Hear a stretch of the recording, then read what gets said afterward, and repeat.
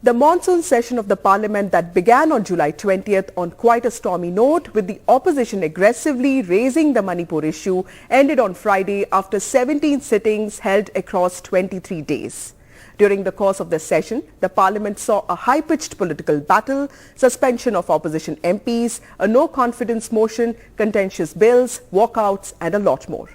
But deliberations on proposed laws, which is a crucial feature of parliamentary democracy, was missing because 23 bills were passed by the parliament, but hardly any of them, except the Government of National Capital Territory of Delhi Amendment Bill 2023, commonly called the Delhi Services Bill, saw a proper debate because the opposition had largely boycotted the proceedings, raising the Manipur crisis and insisting on the Prime Minister speaking on it. The Delhi Services Bill was passed after an acrimonious debate. It replaces the Centre's ordinance that restores the Centre's control of Delhi services and bureaucracy, reducing the power of the elected Aam Aadmi Party government. We saw former Prime Minister Manmohan Singh come to the parliament in a wheelchair to cast his vote.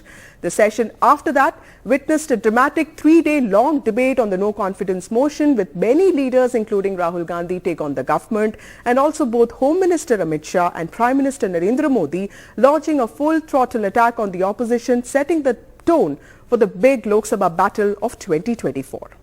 High-profile bills such as the Data Protection Bill, which was pending for over 5 years, was cleared through a voice vote.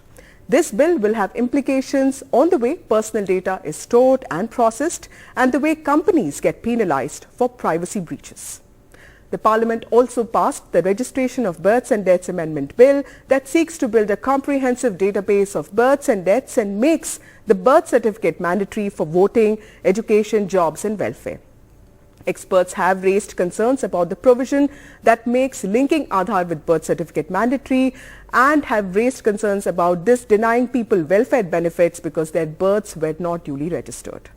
But of course, the government has brushed aside these concerns.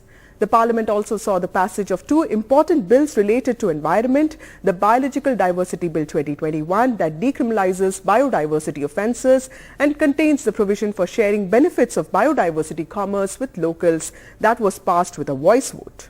The Forest Bill exempts borderlands from seeking permissions to clear forests to construct projects of national importance. This bill was passed after a debate that lasted for over 1 hour and 40 minutes, but without any member from the opposition because the members of the opposition had already staged a walkout. Clearly, a rigorous deliberation that should have ideally preceded the passage of these important bills, many of which have been opposed by opposition parties in the past, was not there. We also saw the Jan Vishwas bill being passed, which the government has said will improve the country's ease of doing business, and the passage of the Indian Institute of Management Bill that will have implications on the way these prestigious management institutes regulate their own affairs. Remember, some of them have had run-ins with the centre in the recent past. We saw the Parliament clearing the Multi-State Cooperative Societies Amendment Bill that changes the way cooperatives across the country function, and the Cinematograph Amendment Bill that brings in stricter penalties for film piracy and also brings in more categories in film certification.